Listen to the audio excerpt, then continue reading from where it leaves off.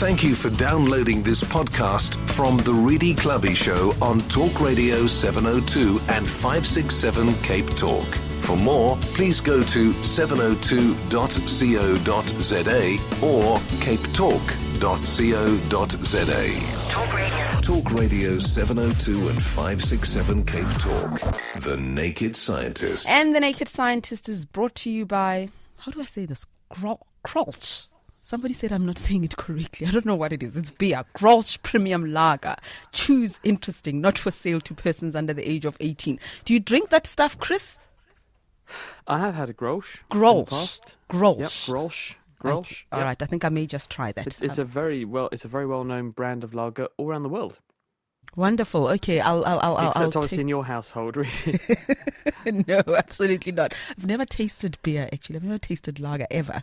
So maybe I need to start. Chris, let's talk about this. I can see a lot of people being interested in this, a breakthrough test for Alzheimer's disease. Well, Alzheimer's disease is predicted to be the biggest scourge of humankind, really, in the future, because as our aspiration to all live longer and be healthier is realised by modern medicine, clean living and a good environment, then we shift from having a problem of heart disease, diabetes, stroke, which are big killers right now, to the problem being problems of old age. And Alzheimer's disease is a kind of dementia. And this means that your brain effectively fails you as you get older, in the same way as your heart claps out at the moment or your joints get old and arthritic. As we live longer, the brain, which doesn't replace itself, the cells don't renew, the cells eventually clap out in your brain and you start to suffer from cell loss in the brain, and there are various symptoms associated with that.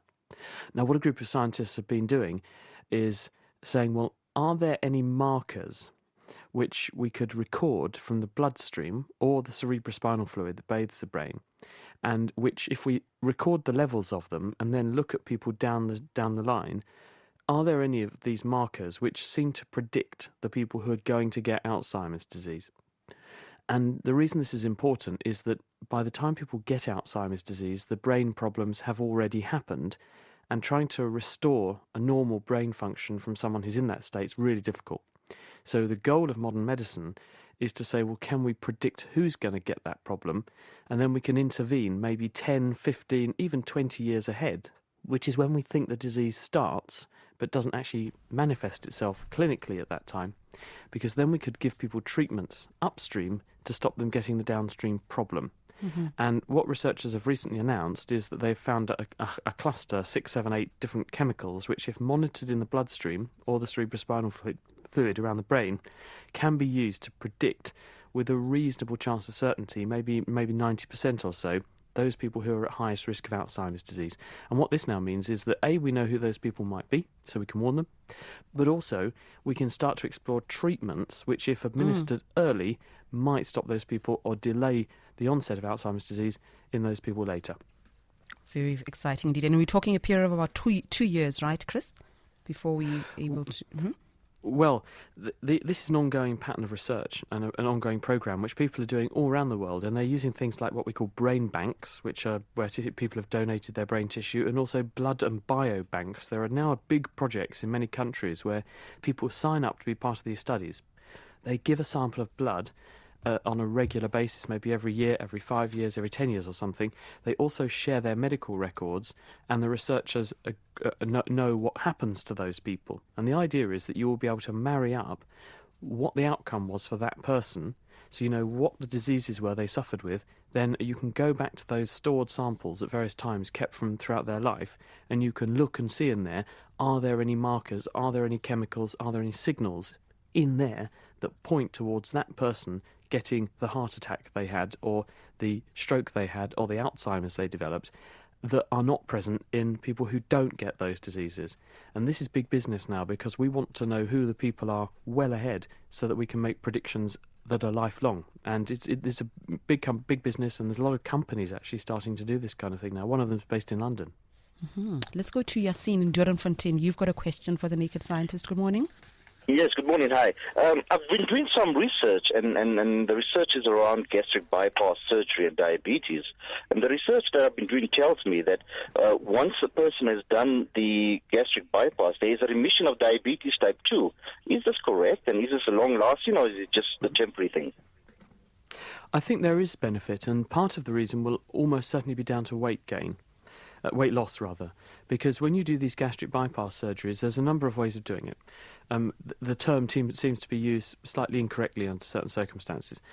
Part of the approach that people use is to reduce the volume of the stomach, just literally make the stomach smaller.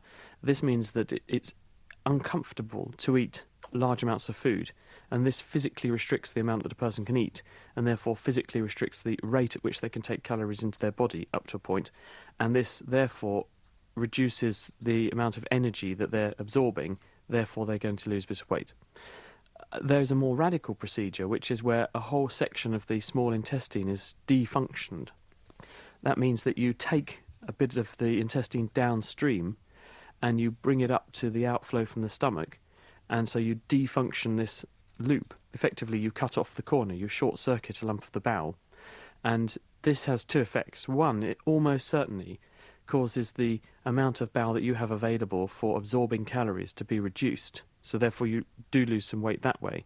But the amount of weight loss that people see and the biochemical changes that you see cannot be accounted for on the basis of just reduction in the amount of bowel you've got alone. So scientists think that there's something else going on, and they think that this in some way manipulates the signalling between the bowel and the rest of the metabolically active organs like your liver and pancreas, and that this may account for the improvement in the symptoms over and above the defunctioning of the bowel. And so that improvement in type 2 diabetes has been documented. It does appear to be real, and it does appear to be sustained, and does appear to be secondary to some other change, perhaps in the microorganisms that live there, perhaps in the physiology of the bowel when it's been defunctioned in this way. Thank you very much, Yassine. Interesting question. Paddy in Parkhurst, hi. Good morning, Rudy. I have a question for the Naked Scientist about the days of the space capsule. When they used to re-enter the Earth's atmosphere, they had a heat shield on the blunt side. I sort of half know the answer, but I want it confirmed. What kept that space capsule in the correct attitude that it didn't sway and burn up? Was it an aerodynamic negative pressure behind on the sharp side of the capsule that kept it there in that attitude at that speed? Hello, yes, what a lovely question. And I believe you're quite right. I've never thought about this, but it's a very important point to make, isn't it? Yes, they come in as they're a sort of cone, aren't they, the shape of them, with a big flat bottom. And this is in fact covered in cork in the early days, big thick layer of cork, which would, because as the spacecraft comes in, it compresses the air ahead of it. And in the same way that your diesel engine or your petrol engine in your car, when you compress the air in the cylinder, this causes adiabatic heating. That's the posh phrase. You squeeze air and it gets hotter. The capsule squeezes the air in front of it, making it hotter. And in the process, you fend that off with this thick layer of cork. But then the gas stream has got to flow round the sides of the capsule. And I think that what effectively is going to happen, because you've got something which is this conical shape, if it moves to any particular direction, it's going to present a very big area to the moving airstream and a void behind that moving area. Because if you imagine the tip or the point of the cone moving to the left, let's say, then any gas stream coming up on the left is going to see this very big surface and have to be pushed away because it's going to deviate the airstream that way. And this will have the effect of pushing back on the capsule to correct it, and vice versa in any direction in 3 dimensions. So I think you're right that effectively it's a combination of it hits the oncoming gas stream, which gives it a push in the opposite direction, and you've got a void being left, a lower pressure area behind where it's tilted away from, and that will have the effect of pulling it back. So there are two sort of rectifying forces there. Gerald, you've got a follow-up question about Alzheimer's, hey? Yes, I do. Mm-hmm. Hi. I watched the program on TV and I looked at it on the internet, on YouTube and stuff like that. There's a guy, I can't remember his name now, but he wrote a book called Dead Doctors Don't Lie. In it, it tells you that the average age of a doctor is 55 years old. And one of the things he says, hello? We're listening to Hello? you, Gerald. We're not speaking Okay. because we're listening to you. Okay, one of the things he says is that Alzheimer's is a man-made disease, and people who have high cholesterol and people who are treated for cholesterol have a higher rate of Alzheimer's than people who are not treated for cholesterol. And the reason for that is because cholesterol, our brain is made up of fat, and the cholesterol forms the connections in our brain. And by reducing our cholesterol, we are in fact killing the connections in our brain. Okay, well, there's something to be aware of with Alzheimer's disease, is that Alzheimer's isn't just the loss of connections in the brain or the physical loss of nerve cells. The stunning thing and the staggering thing that Alois Alzheimer, who gave his name to this disease, that he first saw in 1906, so it's about 100 years old now, Alzheimer's disease, were these plaques. If you look down a microscope at a brain of someone who has died with Alzheimer's disease, you see these aggregates. They're build-ups, they're spiky patches of material in the brain. And if you analyse those, it's a chemical called beta amyloid. This is a protein which is made from a much bigger protein made naturally by nerve cells. So nerve cells all over the brain churn out this big molecule called beta APP, amyloid precursor protein. And an enzyme, which is around this and associated with the nerve cells, cuts it up to effectively dismantle it in the same way as you would chop up sticks in your back garden and put them in a bin. Well, this enzyme chops this big molecule up. But one of the enzymes makes a smaller version of this big molecule, which is of just the right length that for some reason that we don't understand precisely, it ends up absolutely covered in this sticky phosphate material. And this then encourages these little bits of this molecule to all stick together, and they aggregate, and they form these beta amyloid plaques, and those in turn damage nerve cells. We don't know exactly how, but we don't know if it's just a physical impact or whether the beta amyloid is itself toxic to the nerve cells by triggering receptors on the surface of the cells so the cells become too excited and die. But that's what's actually causing the loss of cells in Alzheimer's disease. But you're right to bring in and invoke cholesterol because at the same time there's one risk factor. There's a gene called ApoE3, E4 and E2. And if you have the ApoE4 form of that gene, you have a much higher risk of getting Alzheimer's disease. And that ApoE4 gene also is linked to high cholesterol, or lower cholesterol, better cholesterol handling. So there is a link between cholesterol and Alzheimer's risk, but it's not exactly clear how that translates into the formation of these plaques and whether that is just because the cells, if they've got ApoE4, spend more time getting excited, so they make more of the thing that causes the plaques. We don't really know for sure. Thank you very much, Gerald. Thank you. Is it John in Durbanville? Good morning. Good morning, hi guys. I just wanted to ask, what's Chris's opinion? The human beings, Homo sapiens, why are we so far ahead, technologically, etc., than absolutely everything else on the planet? Because we've all evolved over the same amount of time, but our closest relative, which I suppose is the chimpanzee, is nowhere. How we Skyping and DSTV and all that? How did we get so far ahead from our next relative?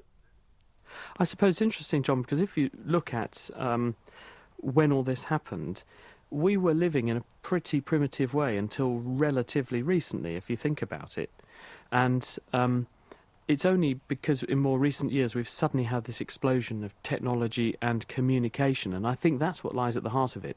I think the key thing that drove that difference was an expansion of the front part of our brain so that we could form alliances and think how to work together, so group work and then communication. And I think if you put those two things together, a social species that has the power to gather together many, many individuals who can all work together, and then they can share their ideas, they can share their ideals, they can share their goals and work towards those goals.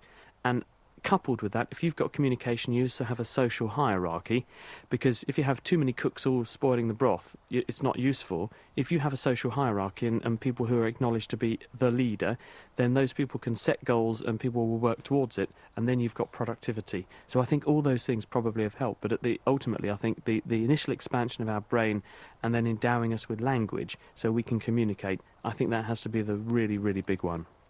Thanks, John. And who came in first? Let's see. It was Liz in Komiki. Lawrence, I'm coming to you next. Hi, Liz. Hi, good morning, Rudy and naked scientists.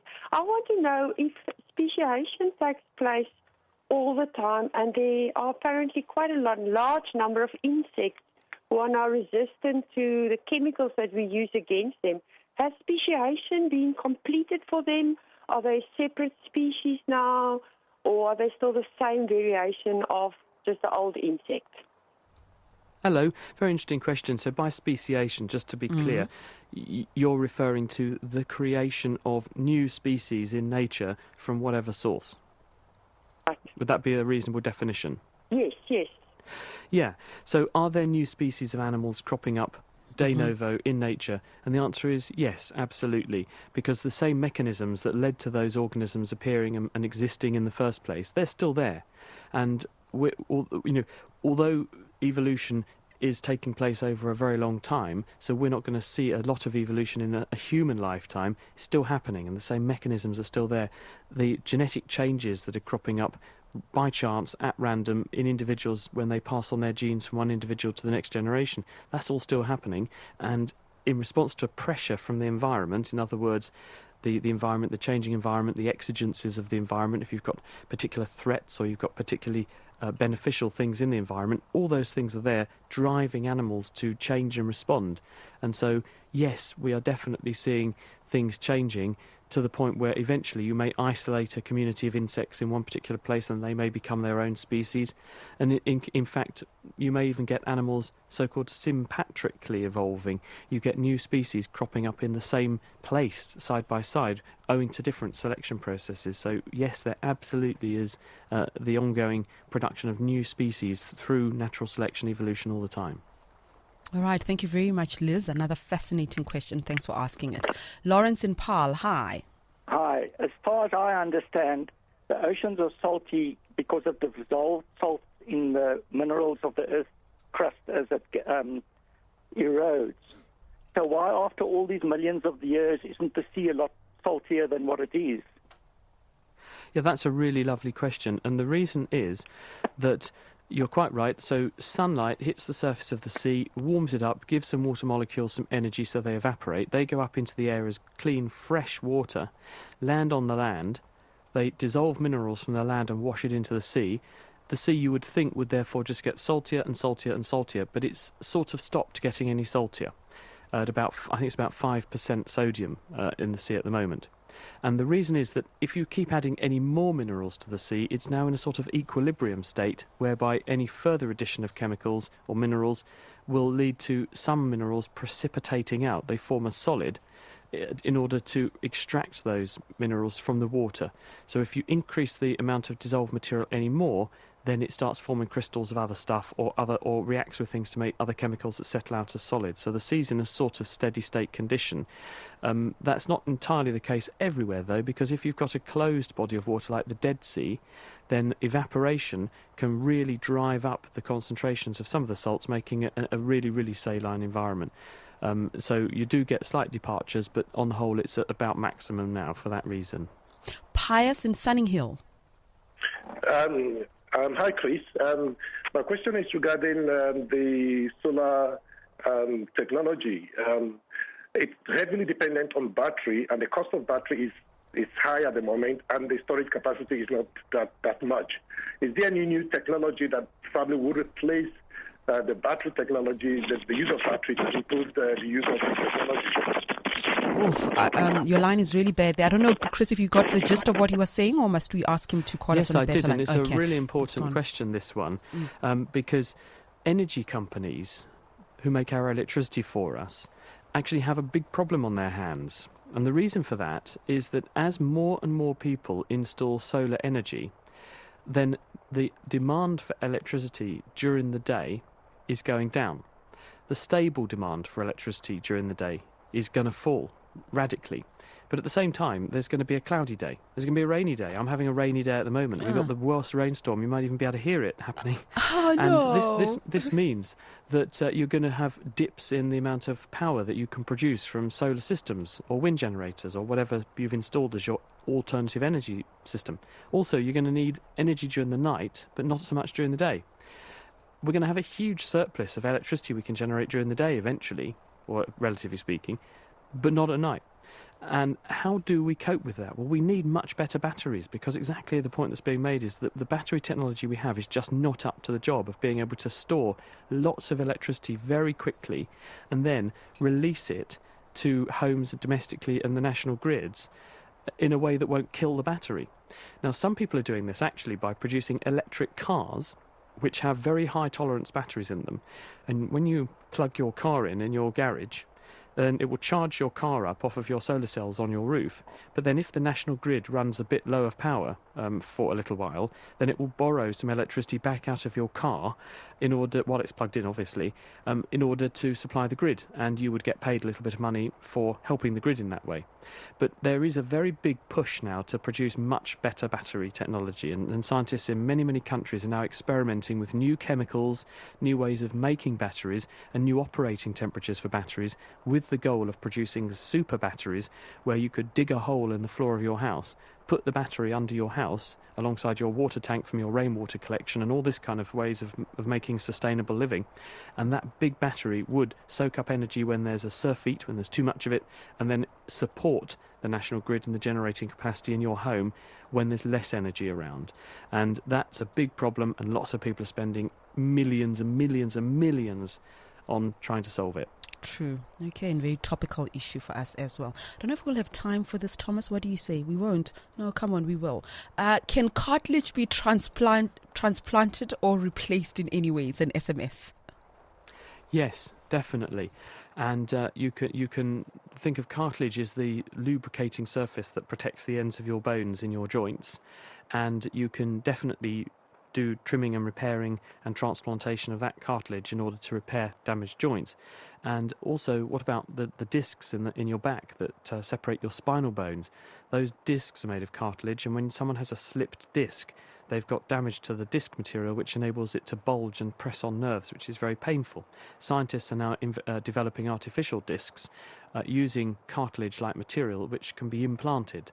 So yes, it definitely can happen. You can also repair other tendons and things like that, which are slightly different, but they're still connective tissue, and you can use those grafts to repair things. So yes, cartilage is living tissue. It's got cells in it called chondrocytes that help to build it up and make it and maintain it. And when you move it, they go with it. So it's a living tissue that will reinvest itself wherever you put it. You see, Thomas, we did have time for it. Thank you very much, Chris. That's we'll see you again next You're week. welcome. See you soon. Have a nice weekend, everyone. Bye-bye. The Naked Scientist brought to you by Grolsch Premium Lager. Choose interesting, not for sale to persons under the age of 18.